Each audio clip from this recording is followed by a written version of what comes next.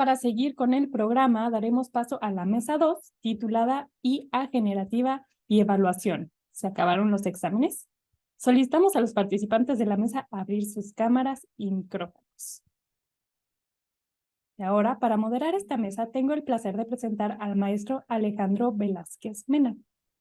Él es maestro en Ciencias de la Computación. Sus principales áreas de interés son las redes de computadoras y el cómputo distribuido.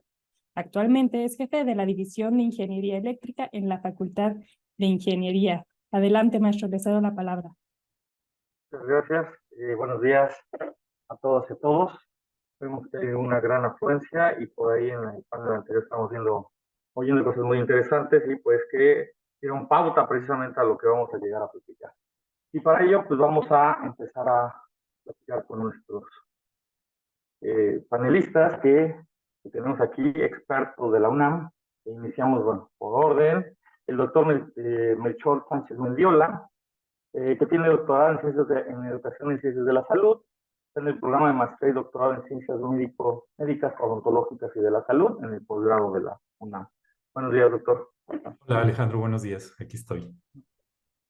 Es titular coordinador de la Coordinación de la Universidad Abierta, Innovación Educativa y Educación a Distancia UNAM, profesor de carrera titular C, tiempo completo de la Facultad de Medicina de la UNAM, es en el Sistema Nacional de Investigadores nivel 2, y sus líneas de investigación es evaluación educativa, educación médica, innovación educativa, educación basada en evidencia.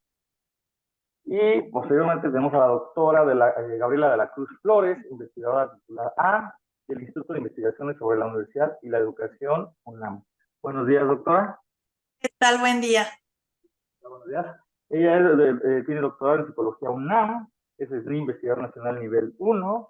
Sus líneas de investigación es Equidad e Inclusión Educativa, Evaluación Educativa y Tutoría en Educación Superior. Gracias por estar con nosotros. Y por último tenemos a la doctora Elividu Ortega Sánchez, que es académica de la Facultad de Filosofías y Letras en la CUAYET. Buenos días. ¿Cómo está? Hola, buenos días. Es licenciada en Pedagogía en la UNAM y sus líneas de investigación es la evaluación del aprendizaje, diseño de pruebas objetivas de alto impacto y política educativa. Pues muchas gracias por estar aquí y bueno, tocando precisamente la parte de los temas que en el panel pasado comentaron, dijeron ahí que era ya difícil controlar si se podía hacer tareas o exámenes, ¿no? ¿Cómo los podemos controlar o saber si los habían hecho o no los habían hecho? Y entonces a partir de ello, pues actualmente precisamente los docentes han checado que al utilizar la inteligencia generativa para desarrollar tareas y exámenes, muchos dicen que se ha conducido a que no sean útiles esta evaluación de los estudiantes. A partir de ello, vamos a ver, existen estrategias para evitar el uso o detectar que hayan sido a través de la inteligencia artificial generativa. Sería la primera pregunta. No sé quién quiere contestar, la maestra doctora Gabriela de la Cruz, por favor. Muy bien. Muchas gracias. Muy buenos días. Agradezco profundamente la invitación a esta primera jornada de inteligencia artificial generativa en educación y saludo con mucho afecto a mis colegas que acompañan esta mesa. Muy buen día a todos, a todas. Pues bueno, yo considero que esta pregunta, sin duda, pues nace de una preocupación bastante genuina por parte de las y los docentes. O sea, no es gratuita esta pregunta, no es vana, digamos. Y efectivamente el crecimiento acelerado de la inteligencia artificial generativa y sus alcances al campo educativo, yo considero que más bien debemos de situar la discusión, un tanto anclando con lo que ya se comentaba al cierre de la anterior mesa, con cómo potencializamos su uso para apoyar los procesos de enseñanza, aprendizaje y evaluación, no más que decir no lo utilizamos, se puede hacer un mal uso y demás. Más bien, a ver, recuperemos y veamos cómo se puede hacer un uso responsable y ético de la misma, tanto estudiantes como docentes. Yo creo que eso es muy importante porque a veces solamente nos ponemos del lado de los estudiantes, sospechamos de los estudiantes, pero ¿qué pasa también con nosotros como docentes? No sé qué uso les damos desde esta perspectiva tanto pedagógica como ética. Ahora, en la historia reciente tenemos ejemplos sin duda de la inmersión de nuevas tecnologías, o sea, no es nuevo y esta aceleración va a continuar. Entonces tenemos esto en los recientes tiempos, nuevas tecnologías, entornos virtuales, incluso lo que vivimos propiamente en la pandemia, que en un principio sin duda generaron tensiones y que con el paso del tiempo pues hemos ido adaptando y adoptando, ¿no? Entonces, sin duda, la inteligencia artificial también va a pasar algo muy similar, ¿no? Poco a poco vamos a ir ajustando, vamos a ir conociendo y vamos a ir incorporándolo a nuestro quehacer educativo. Y ustedes recordarán, ¿no? Por ejemplo, todas las discusiones que habían sobre el uso de los teléfonos inteligentes, ¿no? Y ahora pues es parte de nuestro quehacer educativo. Ahora, también considero que este temor, ¿no? del uso de la inteligencia generativa, inteligencia artificial generativa en la evaluación particularmente, puede tener su origen en pensar que la evaluación y los instrumentos que utilizamos pues apelan a aprendizajes memorísticos y repetitivos. Entonces, creo que un aspecto aquí importante para hacer un uso eficaz, ético, responsable de la inteligencia artificial en la evaluación es también analizar cuáles son nuestros propios referentes en torno a la evaluación. ¿No? Si la pensamos, claro, desde estos referentes memorísticos repetitivos, pues claro, es una visión muy limitada, pero si la pensamos desde una mirada más amplia, ¿no? Más crítica, más adaptativa, más reflexiva, una evaluación continua, pues claro que va a tener otro alcance la evaluación apoyando con el uso de la inteligencia artificial.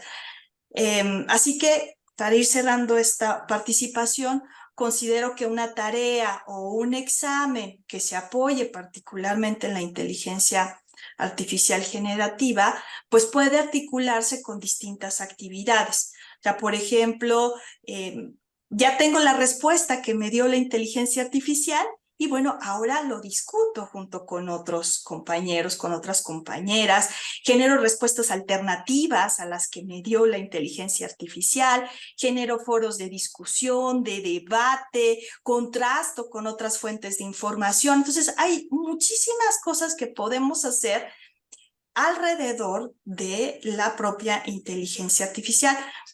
Y ya bueno, para cerrar ya este punto, otra cuestión que ya adelantaba un poco, la inteligencia artificial particularmente puede ser una gran aliada para la evaluación formativa y personalizar el aprendizaje, ¿no? Y de este punto hablaré más adelante. Muchas gracias. Muchas gracias, doctora. Muy interesante toda esta aportación que nos está dando.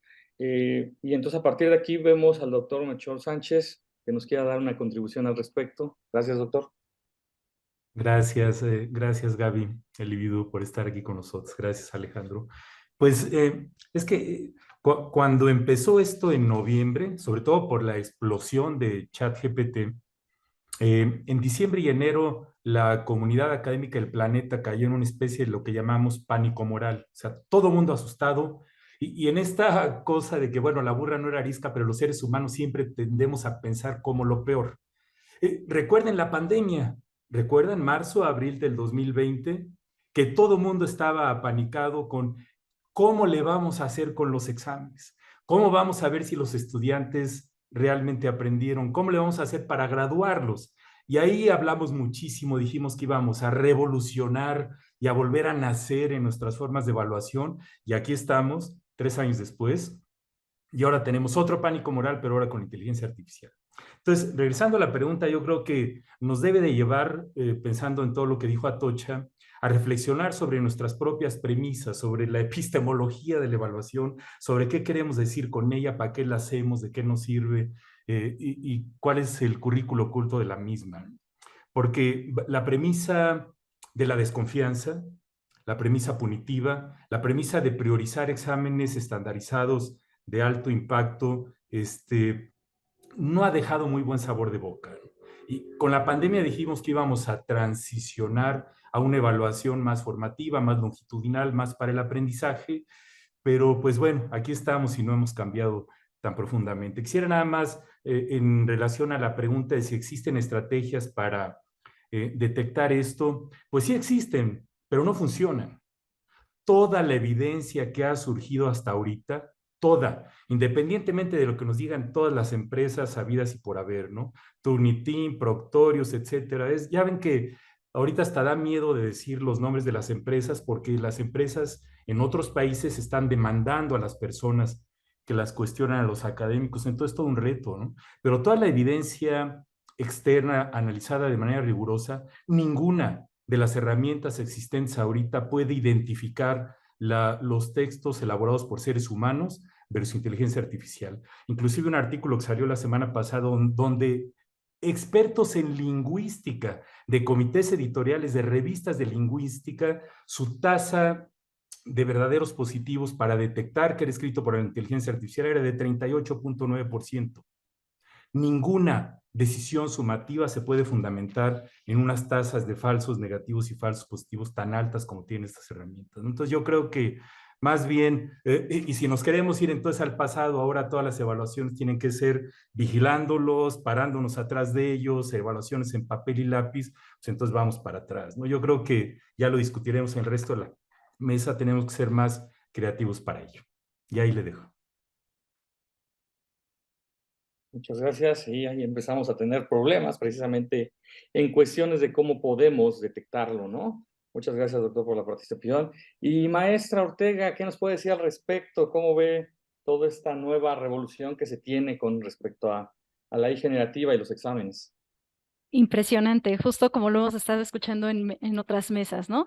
Bueno, antes que nada, pues bienvenidos y muchas gracias por la invitación. Comparto también pues el saludo a los panelistas y a todos los presentes. Bueno, yo quisiera abordar el tema desde los actores, porque de repente estamos hablando mucho de maestros y alumnos y en petit comité casi lo que sucede en el aula, pero esto también tiene una visión macro, ¿no? Entonces también tenemos líneas y tendencias internacionales que promueven, por ejemplo, los organismos internacionales y de ahí bajamos a un sistema educativo que ya tiene sus propias visiones, valores, formación de hombre, ¿no? Ya tiene cada nacionalidad, cada nación tiene su propia visión de hombre, cómo es un hombre educado, ¿no? Y eso se lo encarga a su sistema educativo.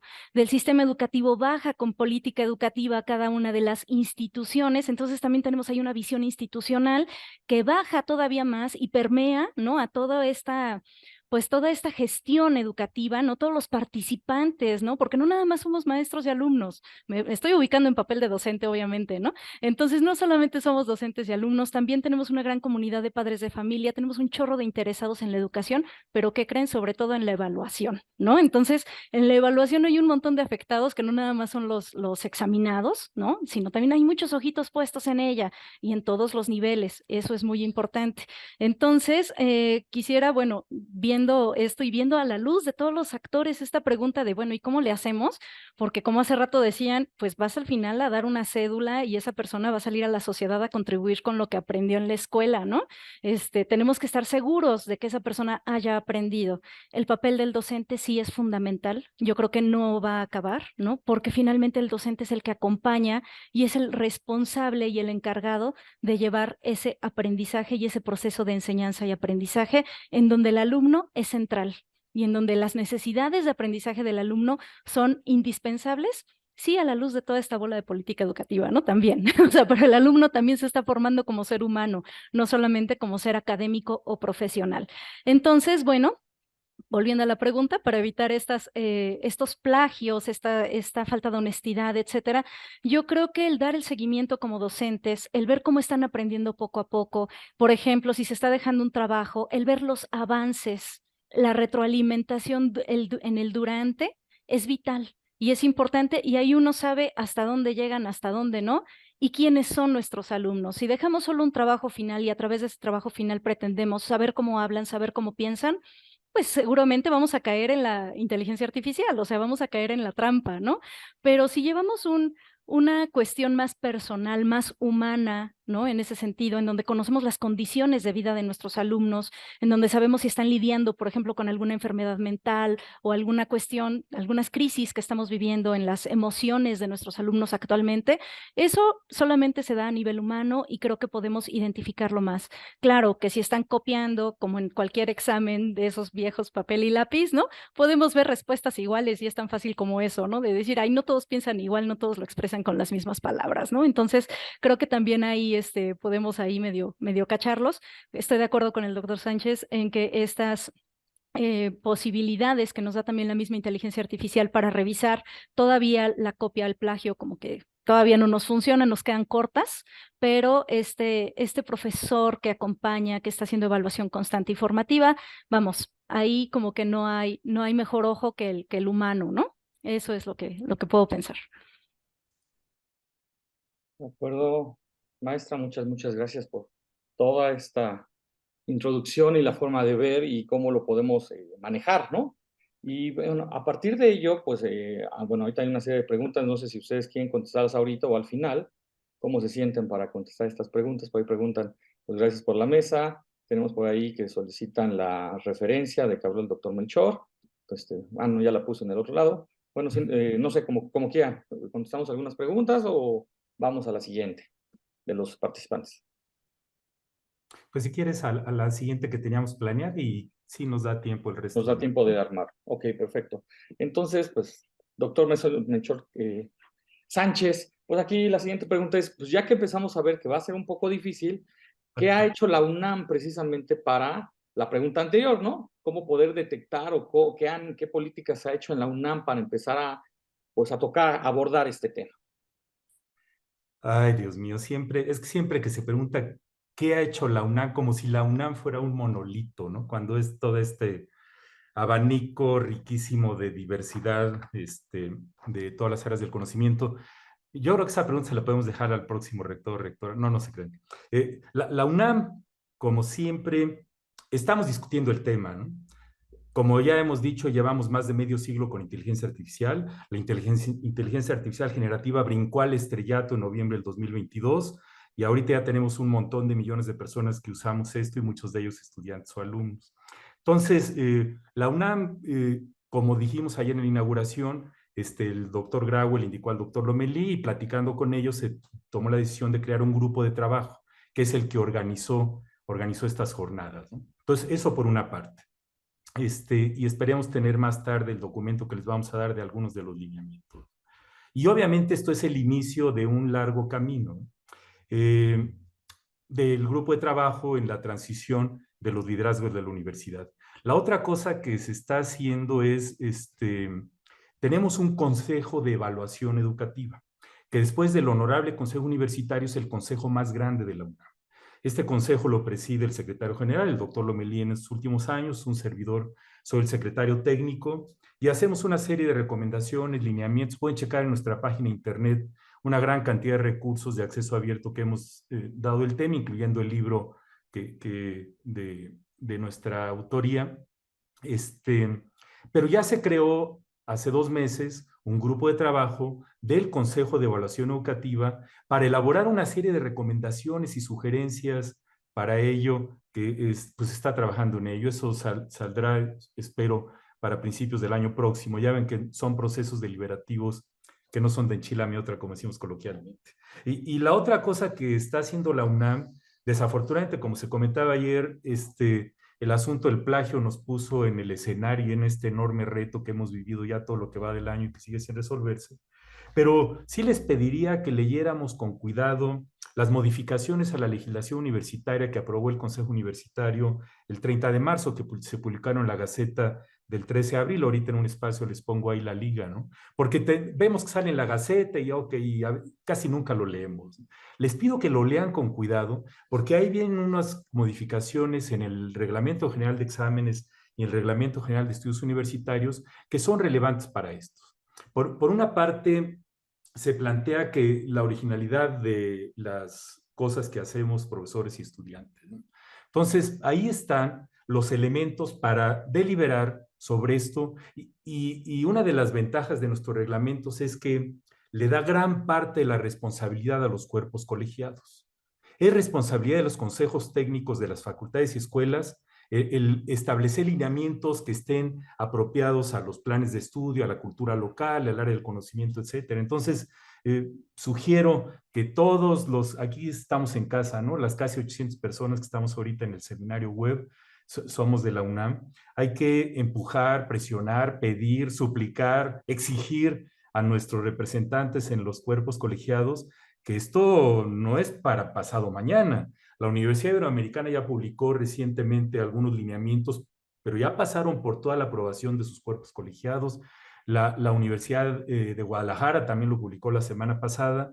Y nosotros pues estamos en este proceso. En la UNAM cualquier proceso deliberativo que implique consultar todos los actores toma su tiempo, ¿no? Y yo les pediría para cerrar esta intervención que ahora que venga el cambio de rector o rectora, todos nosotros podemos tener voz en lo que va a ser la universidad a través del Plan de Desarrollo Institucional. Y eso se abre siempre a toda la comunidad. Entonces, pongamos esto en el escenario, porque si no vamos a seguir haciendo la evaluación como siempre le hemos hecho, y lo único que va a querer saber la gente es, a mí cómprenme el software para detectar quién hace trampa. Y ahí le dejo. Muchas gracias. Bueno, todo lo que sí se ha visto es que ya ha empezado a caminar en la Universidad Nacional Autónoma de México todos estos cambios, que bueno, por el tamaño también, pues eso hace que sea un poco lento. Y para ello, pues la maestra Ortega nos va a dar más información al respecto. Muchas gracias, maestra. Muy bien, gracias. Pues creo que también en la UNAM, como en otras instituciones de educación superior, pues somos bien inquietos, ¿no? Y no le tenemos miedo a nada, ¿no? Entonces, los maestros, pues por nuestra cuenta ya hemos empezado, ¿no? A utilizar e interactuar con esta inteligencia artificial, así como que no esperamos el banderazo, ni el lineamiento, ni nada, ¿no? Como que más bien alumnos, insisto, ¿no? Todos los actores educativos, ¿no? Docentes, estamos generando así actividad, uso, porque también es demasiado reciente. Entonces, creo que algo que estamos haciendo y es muy positivo y lo vamos a ver como mucho mejor, nada más que pase un poquito más de tiempo, estamos generando carnita para hacer investigación, ¿no? Nos estamos dando datos, estamos dando cifras sobre usos, casos de éxito, alcances, limitaciones, ¿no? Un área de oportunidad en educación que tenemos es la investigación educativa, justo en evaluación sobre la praxis, ¿no? Ya sobre el empleo. Entonces, creo que el hacerlo, simplemente el hacerlo ya es ganancia de manera independiente, aunque ahorita no tengamos cifras, datos en dónde, cómo, ¿no? O sea, todavía estamos en el camino. Para esto ya tenemos la encuesta que, como bien mencionaba el doctor Sánchez Mendiola, pues ya lo estamos, vamos a aplicarla próximamente, pues para tener información de base, ¿no? Utilísima. También, bueno, les quiero recomendar un MOOC que se llama Inteligencia Artificial Generativa en el Aula, ¿no? Entonces también, pues a nivel institucional se están generando estos apoyos, estas herramientas en donde podemos aprender y donde podemos desde el ABC, ¿no? De la inteligencia artificial, pues saber cómo entrarle, cómo le podemos aplicar y sobre pasos sólidos sobre algo que sí nos está dando nuestra universidad, que son pues estos cursos masivos abiertos en línea, ¿no? Les voy a poner, probablemente ya lo vieron, ya hasta lo están cursando, ¿no? Pero para aquellos que no, les voy a poner la liga aquí en el chat, ¿no? En el chat general, para que le den un vistazo y puedan cursarlo precisamente en su tiempo y a cada necesidad, ¿no? Así como que cubriendo sus espacios. Entonces, bueno, eso es lo que creo que está haciendo la universidad actualmente. Muchas gracias, maestra Ortega. Pues ahí tenemos el URL donde podemos ver más información al respecto. Lo vamos a empezar a probar precisamente para pues, conocer, ¿no? Y ver todas estas tendencias. Y doctora Gabriela Cruz, ¿qué nos puede decir al respecto de toda esta polémica que ya se está empezando a generar? Muchas gracias. Pues bueno, un tanto sumando a lo dicho por el doctor Melchor y la doctora Ortega, yo quisiera situar también que todos los avances que hemos tenido en nuestra universidad se encuadran en un marco internacional. Eso me parece que es muy importante y ahí tendríamos todos los esfuerzos que la propia UNESCO ha encabezado y que tenemos ahí varios marcos, ¿no? Para valorar e incorporar a la inteligencia artificial en los procesos educativos. Hay un documento que se los recomiendo que se llama Recomendación sobre la ética de la inteligencia artificial. Que lean también, por supuesto, el consenso de Beijing sobre la inteligencia artificial en educación y la propia estrategia de la UNESCO sobre la innovación tecnológica en la educación 2021-2025. Y así como esto, seguramente van a encontrar otros referentes internacionales que nos permiten a nosotros como universitarios también situarnos en este concierto global. Vi algunas cosas, por supuesto, y bueno, aquí el doctor Melchor pues encabeza gran parte de estas iniciativas que se han hecho en nuestra universidad a través de la CUAYED, las cuales celebro, ¿no? Distintos seminarios, grupos de trabajo, el MOOC que ya refería a la propia maestra Ortega. Entonces son iniciativas creo que muy relevantes en estos tiempos. Y no quisiera dejar pasar lo que refirió el doctor Sánchez en cuanto a lo que se avecina en el cambio de rector o rectora, porque de hecho leyendo sus proyectos de trabajo, algunas llegan a recuperar este punto, ¿no? Como un asunto nodal en su proyección de lo que puede ser la universidad a su cargo. Entonces me parece eso muy relevante, ¿no? Que ya se ve con mucha claridad que hay que incorporarlo de una manera fehaciente en los procesos de enseñanza, aprendizaje y evaluación y su papel en la universidad de manera general y que va a cobrar un peso muy importante. Ahora, sobre esto y viendo de cara al futuro inmediato en nuestra universidad, sin duda se requiere de una manera muy contundente reforzar el trabajo inter y transdisciplinario en torno a la inteligencia artificial para realmente construir sistemas que beneficien los procesos educativos. Entonces creo que la inteligencia artificial viene, ¿no?, a anidar, a reforzar la importancia de este trabajo inter y transdisciplinario, así como también la articulación entre las ciencias y las humanidades. Entonces es un plus, me parece, es un momento clave para articular diferentes áreas del conocimiento y que ello dé lugar pues a diferentes algoritmos y prototipos que nutran del mejor conocimiento profesional y disciplinar disponible y que eso, bueno, pues sea la esencia, ¿no?, de esos sistemas que construyamos, ¿no? Ya se decía en la anterior mesa que lo que está detrás, por supuesto, de la inteligencia artificial es lo que nosotros metemos, digamos, se nutre de la información que nosotros damos a estos sistemas. Entonces, creo que esto va a ser un asunto fundamental en nuestra universidad, qué tipo de conocimiento estamos abrigando en estos sistemas y de la mano, por supuesto, de la formación docente, de generar modelos capaces de adaptarse a los ritmos y necesidades de nuestros estudiantes, que ahí se abre una beta muy importante para nuestra universidad, crear sistemas equitativos y que den respuesta a la diversidad de nuestro estudiantado.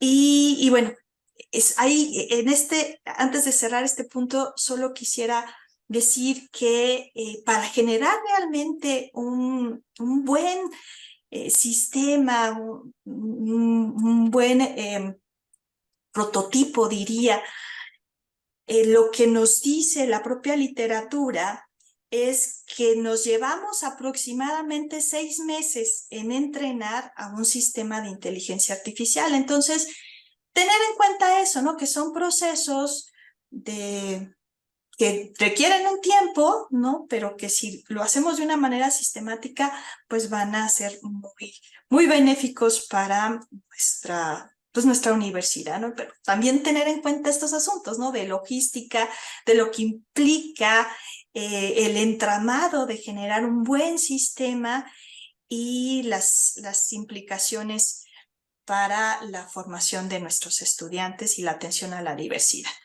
Muchas gracias. Hasta ahí le dejo. Muchas gracias por la intervención. Bueno, nos comentaste precisamente un documento de la parte de la UNESCO que precisamente habla también de este tipo de temas, ¿no? Acerca y por ahí sale un nuevo concepto que es precisamente el aprendizaje personalizado, ¿no? Y que se toca precisamente esos rubros, si van a ser de manera presencial, todo se va a hacer de manera oral, ¿no? Se está atacando de alguna u otra manera, pero pues en este documento comentan precisamente en este concepto, ¿no? Aprendizaje personalizado con inteligencia artificial. Y en este caso, pues, doctora Ortega, ¿qué nos puede comentar al respecto? Si con este nuevo tema, con esta nueva temática de aprendizaje personalizado con inteligencia artificial, va a tomar un nuevo rumbo los estudiantes o cómo van a aprender, ¿no? Los mismos. Muy bien, pues la inteligencia artificial nos da como nunca la oportunidad precisamente de hacer, por ejemplo, en el caso específico de la evaluación, evaluaciones personalizadas, ¿no? Ajustadas a la persona y evaluadas, así calificadas tal cual, en el momento así, instantáneo, ¿no? Creo que es importante, por ejemplo, no perder el foco y no volvernos como dependientes de esta inteligencia artificial para generar estos juicios de valor que nos demanda la evaluación, ni de ida ni de vuelta, es decir, ni como estudiantes ni como docentes, ¿no? Entonces es muy importante pues ir viendo cómo van aprendiendo precisamente los alumnos poco a poco para independizarnos un poquito de lo que nos pueda dar la inteligencia artificial y de darlo por sentado, de darlo como por verdadero de entrada, ¿no? Entonces, una de las grandes ventajas, hablando de la personalización, que nos da es, por ejemplo, que si tenemos la inteligencia artificial junto o como colaborativa dentro del aula, tenemos pues un tutor 24/7. Eso también es personalizado, ¿no? Si tienen dudas los alumnos 2 de la mañana que están estudiando, pueden consultarlo, pueden revisarlo. Y como tenemos esta cuestión de memoria, etcétera, se puede ir también pues ajustando y se puede ir personalizando. No solamente el papel como tutor 24/7, sino también yo pienso que como colega, porque finalmente el tutor también todavía tiene un grado arriba, ¿no? Como que es arriba tutor, abajo estudiante, como verlo como un compañero de alto rendimiento, ¿no? Me gusta más pensarlo así, así como que el compañero que sí sabe, ¿no? Entonces, y acercarnos a ese compañero 24/7 también tiene sus ventajas. La no dependencia y finalmente en evaluación nos ofrece la posibilidad de ir graduando la dificultad, ¿no? De los exámenes, ¿no? Así de ver cómo van avanzando, pero de manera personalizada, saber cómo va cada alumno con sus características individuales e ir ajustando ese proceso de evaluación, sobre todo de evaluación formativa, durante el proceso para poder hacer retroalimentaciones más ajustadas y más individuales, cosa que en universidades como la nuestra, que son masivas, ¿no? O sea, que tenemos muchísimos alumnos, ¿no? Muchísima matrícula, pues nos permite atenderlos con mejor calidad y de una manera, pues, más cercana, ¿no? Muy interesante esa forma de verlo. ¿Y qué opinión tiene al respecto, doctora Gabriela? Muchas gracias. Bueno, quisiera primero comenzar señalando algo que ya refería el doctor Sánchez Mendiola sobre el uso de los exámenes y particularmente los exámenes a gran escala, ¿no? Particularmente y el uso de la inteligencia artificial. Y de hecho lo que se ve también en la literatura y los avances que tenemos al respecto es que efectivamente, o sea, hemos avanzado en ciertos rubros. Por ejemplo, reconocimiento facial, reconocimiento de voz, incluso hasta la dinámica del teclado, ¿no? Cómo escribimos, análisis forenses de textos basados en la inteligencia artificial. O sea, sí hay avances particularmente en este tipo de exámenes, pero queda todavía dudas importantes sobre pues su alcance en la evaluación plenamente y cómo pueden este tipo de exámenes particularmente mejorar los procesos de enseñanza-aprendizaje. O sea, todavía ahí hay asuntos que quedan pendientes, o sea, se ha avanzado en la parte técnica, pero no se ha demostrado fielmente, digamos, su validez, su fiabilidad de estos exámenes, insisto, a gran escala, apoyándonos de la inteligencia artificial.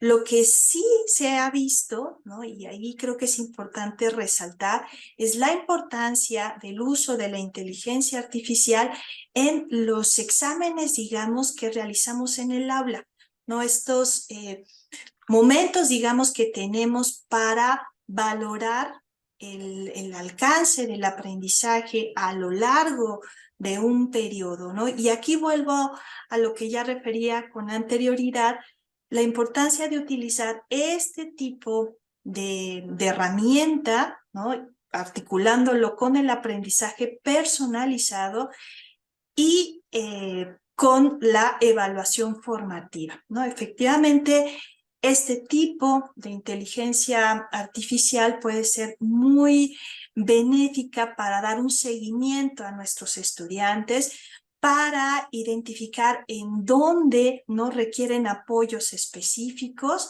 y sobre ello fortalecer esos aprendizajes que probablemente no se han consolidado lo suficiente, ¿no? Y particularmente en el caso de la formación profesional. Entonces, en ese sentido, la inteligencia artificial puede ser una gran aliada para valorar el progreso de nuestros estudiantes y ofrecer una retroalimentación específica para cada uno de nuestros y nuestras estudiantes. Hace rato decía que también la inteligencia artificial en el aula y particularmente en la evaluación puede ser muy útil para ajustarse a los diferentes ritmos, gustos y habilidades de nuestro estudiantado. Entonces, esto me parece que es muy importante, ¿no? Porque justo nos permite potencializar y diversificar el aprendizaje, ¿no? Sabemos que efectivamente en el aula nuestros estudiantes son muy heterogéneos, o sea, hay una diversidad impresionante. Entonces, este tipo de herramientas pueden ser muy útiles justo para crear como estos trajes a la medida, ¿no? Y atender a cada uno de nuestros estudiantes. Así como hay grandes ventajas, virtudes de utilizar la inteligencia artificial en la evaluación y particularmente en el aula, también, y ya lo adelantaban en la anterior mesa, hay una serie de asuntos, de regulaciones éticas que hay que cuidar, ¿no? Sin duda. Por ejemplo, cómo vamos a garantizar la privacidad y la confidencialidad de la información y cómo vamos a promover también pues, los principios éticos básicos, ¿no? Beneficencia, no maleficencia, la justicia y la autonomía de nuestros estudiantes. Entonces, hay una serie de cuestiones por atender. Y bueno, otro asunto que me parece también muy importante y anclándolo con lo que ya decía de las políticas internacionales y cómo la inteligencia artificial puede ser también una manera de acercarse a los objetivos de desarrollo. Tenemos el objetivo 4, ¿no? Que como ustedes recordarán tiene que ver con garantizar una educación inclusiva, equitativa y de calidad y promover oportunidades de aprendizaje durante toda la vida para todos. Así que creo que aquí la inteligencia artificial justo puede ser bastante importante para cumplir este anhelado objetivo en el campo educativo. Y bueno, hasta ahí dejaría mi intervención. Muchas gracias, doctora Gabriela. Y para cerrar precisamente esta pregunta y este tema, pues por favor, doctor Sánchez, díganos algo al respecto, cómo lo ve la parte de la CUAYED y de la UNAM, por favor. Sí, mira, pues ahorita es que estaba fascinado leyendo todos los comentarios que ponen en preguntas y respuestas y en el chat. Es increíble cómo esto hubiera sido imposible si lo hubiéramos hecho esto presencial, además de que en ningún lugar podríamos meter 800 gentes para que estuvieran atendiendo esto, ¿no? En la Facultad de Medicina, en algún momento, hace 10 años, fui representante ante el Consejo de Evaluación Educativa. discutimos a muerte toda la cuestión de los exámenes y los lineamientos, ¿no? Y la evaluación para mí es una de las cosas más importantes que tenemos que hacer porque al final de cuentas forma parte de la rendición de cuentas ante la sociedad que tenemos. Si no se evalúa, entonces todo se queda en el aire. El problema es que, por ejemplo, en estos últimos años, donde la palabra evaluación ha salido del discurso oficial y se maneja como que todo examen es punitivo y atenta contra es violencia epistemológica. Entiendo todos esos argumentos, pero al final del día, como institución académica y como profesores de curso, navegamos en este tango interminable de danzar por un lado a la tonada de la libertad de cátedra, que nos da libertad de cómo enseñar y de cómo evaluar, y por otro lado tenemos el currículo formal y los planes y programas de estudio, y tenemos que transitar en esta tensión eterna de cómo le hago para verificar, para saber, para conocer a los estudiantes. Entonces ahí mi pregunta sería, ojalá mejoraran nuestras habilidades básicas de evaluación educativa, como ya puse en el chat. Chequen el libro que escribimos del tema el año pasado, chequen el MOOC el programa especializado que tenemos, porque al final del día, como todo en la vida, lo importante es regresar a lo básico, como en educación, ¿no? Y viendo algunas de las preguntas, yo lo que diría es, los estudiantes tienen ojo de lince para lo que importa, ¿no? Maestro, ¿va a venir el examen? Si no va a venir el examen, lo sacan de su área. En la Facultad de Medicina recuerdo que una vez casi me desmayo de la impresión cuando un consejero técnico, un estudiante me dijo, es que, maestro, si quitan los exámenes departamentales, que son sumativos, de opción múltiple, estandarizados a gran escala, etcétera, ¿cómo voy a saber que aprendí? O sea, me dio ternura y al mismo tiempo sentí feo porque es que qué monstruos estamos creando que visualizan el aprendizaje como algo que solamente se puede verificar con exámenes sumativos, ¿no? Entonces, la recomendación sería, bajémosle una rayita al examen sumativo, hagamos énfasis, no nada más inteligencia artificial, sino todas las plataformas tecnológicas nos dan herramientas para tratar de utilizar, de personalizar todo esto, ¿no? Y ahorita con inteligencia artificial, que le pega mucho a las evaluaciones escritas de exámenes de opción múltiple, ensayos, disertaciones, respuestas de compleción.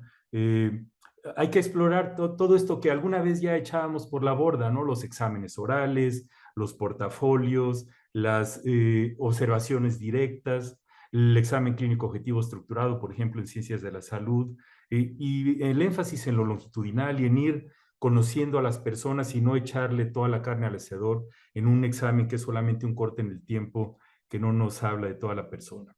Es todo un reto. Precisamente el pánico que ha ocurrido en la comunidad médica y en muchas otras es que el chat GPT-4 sacó 90% de aciertos en el examen médico más difícil del mundo, el norteamericano, para poder hacer una especialidad allá o certificarte como médico, ¿no? Entonces, como dice una colega, si estamos haciendo exámenes que pueden ser contestados por un bot bien, entonces tenemos que volver a pensar cómo estamos haciendo los exámenes. Y ya nada más para terminar aquí el punto, en la Dirección de Evaluación Educativa, por lo que preguntaban de la UNAM, en la última sesión del grupo de trabajo que les dije, el ingeniero Milton y su equipo y también el maestro Ricardo Arroyo y su equipo en la Cuayet nos han mostrado ya los primeros pininos de utilizar estas herramientas para tratar de hacer mejores exámenes y nos meten en este enorme problema de que los reactivos de exámenes sumativos pues no los puedes meter en la plataforma por todo eso de meterlos al pozo negro de que por más que Sam Altman y Elon Musk y Mark Zuckerberg digan, no, es que yo sí soy muy buena gente y no voy a mal usar tus datos. La semana pasada salió el reporte de Stanford de transparencia de las plataformas de inteligencia artificial. Ninguna pasa la prueba de transparencia. El más bajo es Amazon y los más altos están arriba del 50% en índices validados de transparencia. Entonces, sí tenemos un gigantesco reto y pues es divertido, pero al mismo tiempo debe de ponernos a reflexionar fuertemente sobre nuestra responsabilidad. Muchas gracias, doctor. Entonces aquí vemos que se empiezan a tocar muchas preguntas de varios puntos. Y una de ellas vamos a empezarlo a ver, ¿no? De las primeritas, que dice, bueno, sin embargo, aunque la inteligencia artificial generativa en el proceso de evaluación no debe reemplazar completamente la evaluación humana, ya que los aspectos cualitativos y subjetivos de la educación aún requieren una evaluación de profesores y o expertos en esta materia, como son las áreas de las humanidades y de las artes. ¿Quién quisiera responder esta pregunta? De Fabiola Gutiérrez.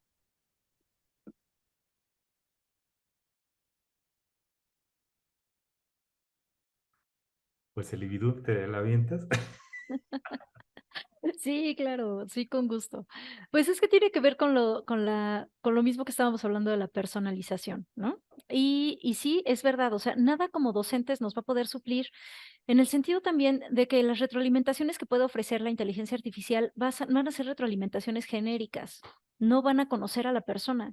Por lo tanto, pueden rayar en lo insensible, ¿no? O sea, precisamente porque no están tomando en cuenta todo lo que va más allá del mero aprendizaje, o sea, de la mera cuestión cognitiva, por así decirlo. También tenemos cargas psicológicas, emocionales, como seres humanos, que son dignas de tomar en cuenta. Yo sé que cuando tenemos muchos alumnos, pues es imposible conocer a ese grado a cada uno de ellos, pero sí simplemente de verlos podemos saber cómo están, ¿no? Podemos saber si están desvelados, si están tristes, si están pasando por un momento difícil en su vida, ¿no?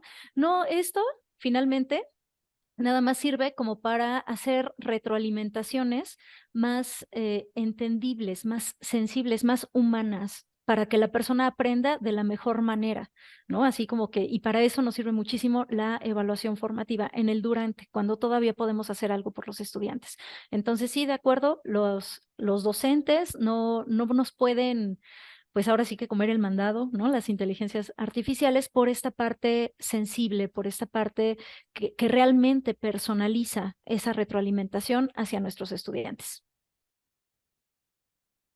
Bueno, muchas gracias. ¿Algún otro panelista que quiera profundizar? O bueno, tenemos bastantes preguntas. No sé si quiero, mejor pasamos a otra. Ana, que quería comentar porque nos quedan pocos minutos. La doctora Gaby de la Cruz es directora del ISUE y ahorita en el chat me comentó que tenía que salir por una situación de rectoría, en fin, entonces se disculpa, pero bueno, participó intensamente el tiempo que estuvo. Entonces quedamos el individuo y yo para los minutitos que quedan. Sí, perfecto. Veo cientos de preguntas. Entonces, sí. Vamos a buscar otra pregunta. Dice, desde su punto de vista, ¿cómo deberían ser las evaluaciones sin examen mediante algunos ejemplos? ¿O cuáles deberían ser estas habilidades evaluables que las generaciones requieren hoy en día? Muy bien. Bueno, como ya comenté, y regreso al capítulo 1 del libro de evaluación y aprendizaje que publicamos en la Cualla del año pasado, el concepto de evaluación en la era moderna es mucho más amplio, que trasciende totalmente nada más los exámenes, ¿no? Entonces existe una evaluación del aprendizaje que es esta que hacemos de verificar, de examinar, de determinar cuánto han aprendido, pero también existe la evaluación para el aprendizaje, que es todo este proceso por la pregunta, ¿no? Entonces, los exámenes yo dudo mucho que desaparezcan. Por una parte, y esto viéndolo así medio como Foucault podría verlo, son una enorme fuente de poder para las instituciones y para los profesores, ¿no? Y es difícil que alguien que tiene el poder lo suelte así porque ahora ya no va a haber exámenes, lo dudo. Y además tenemos el enorme reto normativo de que tenemos que poner calificaciones. Yo pensé que este sexenio con tanto, perdón que diga sexenio, pero bueno, en este periodo que vivimos ahorita con tanta cuestionamiento de las evaluaciones, sobre todo las sumativas, pensé que le iban a entrar en serio a modificar el esquema de calificaciones, ¿me entiendes? Porque el problema de ponerle un número a algo tan hermosamente complejo como es el aprendizaje y el desarrollo de una persona, nos obliga a que al final del día agarramos un montón de cosas, le sacamos el promedio y ponderamos y ponemos un numerito ahí porque lo tenemos que hacer. Forma parte de nuestra normatividad. Entonces, mientras ello exista, estamos obligados a transformar todo lo que hacemos en una cifra numérica y que desafortunadamente lo manejábamos como si fueran variables de intervalo, ¿no? Cuando en realidad no son variables de intervalo. La diferencia entre un 6 y un 7 no es lo mismo que entre un 7 y un 8 en términos de lo que sabe realmente la persona. Entonces, regresando a la pregunta, los exámenes dudo que se vayan. Los estudiantes tienen ojo de lince y inmediatamente detectan lo que cuenta para la calificación, porque en el sistema perverso que tenemos, la calificación cuenta para entrar a un posgrado, para una beca, para irse al extranjero, etcétera. Entonces, todo mundo tiene esta carrera de ratas por tenerlas, de ratas, no de erratas, por tener las calificaciones más altas, además de esta competencia enfermiza por sacar los primeros lugares, en lugar de concretarnos en desarrollarnos y en lograr ser los mejores profesionales que reflejen estas utopías que están marcadas en nuestros perfiles de egreso. Entonces, reitero, es longitudinal, para dialogar con los estudiantes sobre todos estos procesos, utilizar el leverage, la palanca que nos da nuestro plan de estudio, nuestro currículo, aprovechar la manga ancha que nos da la libertad de cátedra para explorar estas herramientas y con los estudiantes, yo soy profesor de la maestría y de residentes, dialogar para tratar de llegar a consensos y acuerdos de cómo utilizarlas de la mejor manera. Y de preferencia con transparencia. Ya, ahí le dejaría. Muchas gracias, doctor. Y una pregunta directa para la maestra Ortega. Dice, ¿tendrá alguna sugerencia de inteligencia artificial para generar un acompañamiento 7x24? ¿Y qué criterios serían los fundamentales para este tipo de acompañamiento, ¿no?, personalizado a través de inteligencia artificial? Muy bien, pues sí, el chat GPT, por ejemplo, que ya lo hemos estado mencionando mucho, pero creo que es una de las fuentes, pues más, bueno, una de tantas, ¿no?, que podemos emplear y como alumnos, bueno, la tienen disponible y está comprobado en su eficacia al momento de arrojar resultados ante un prompt o una instrucción. Entonces, creo que eso es de las, bueno, alguna de ellas, ¿no? Así como el chat GPT. Y obviamente, pues el acompañamiento, insisto, no nada más de la inteligencia artificial, sino también corroborar esto con los propios compañeros, con los propios docentes, creo que es importante, ¿no? Muchas gracias. Y una pregunta para el doctor Melchor. ¿Existen planes para crear sistemas inteligentes, tutores inteligentes para dar una atención personalizada a los estudiantes?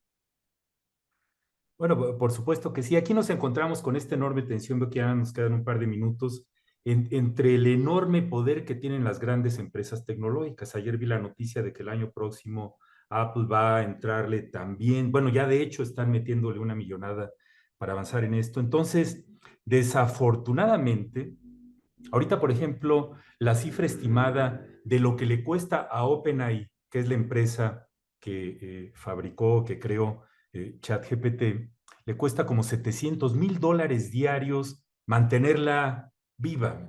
Caray, pues yo quisiera ver qué universidad pública tiene un presupuesto para lograr mantener eso. Entonces, sí veo un futuro inmediato, por lo menos, en el que tenemos que resignarnos, entre comillas, a ser consumidores de lo que generan estas grandes empresas. No veo de otra.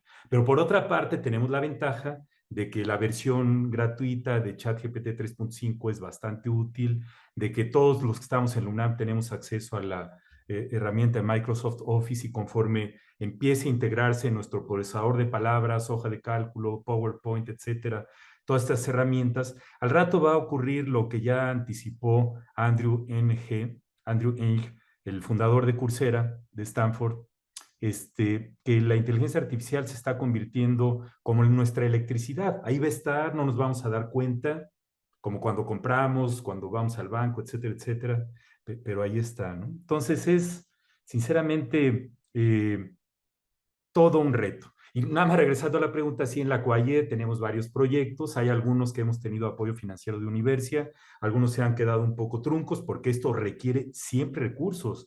No hay lunch gratis. Yo les preguntaría a todas las entidades y dependencias aquí representadas, ¿qué tan fácil es conseguir plazas para profesores académicos o técnicos académicos de tiempo completo o investigadores que desarrollen estas herramientas dentro de la institución? En un artículo reciente que revisé también en Science, más del 75-80% de los graduados que tienen estas competencias en ciencias de la computación e inteligencia artificial están siendo contratados por la industria. Es imposible que como universidad pública compitamos con los beneficios y niveles salariales que ofrece la iniciativa privada. Por eso yo creo que hay que aprovechar lo que tenemos y tratar de dirigir recursos para el desarrollo de estas herramientas, porque si no, nada más estamos dependiendo de comprarlas. Y a mí sinceramente me duele, no que me duele el codo, me duele el alma, Cheo, cuando tengo que firmar contratos con empresas transnacionales para pagar un montón de cosas como la plataforma que estamos usando ahorita, ¿no? Pasó la pandemia y sigo sin ver dónde están las plataformas de videoconferencia de acceso abierto. Existen algunas por ahí, pero todos preferimos usarlas de paga. ¿Por qué? Porque son mejores, porque tienen más recursos, etcétera. Muy bien, ya me pasé el tiempo, pues gracias, hasta ahí. No, gracias a ustedes. Siguen llegando más preguntas, vamos a tratar de contestarlas fuera de esta charla. Muchas gracias a los doctores, Gabriela, doctor Melchor, maestra Ortega, ¿sí? Y dejamos al siguiente panel.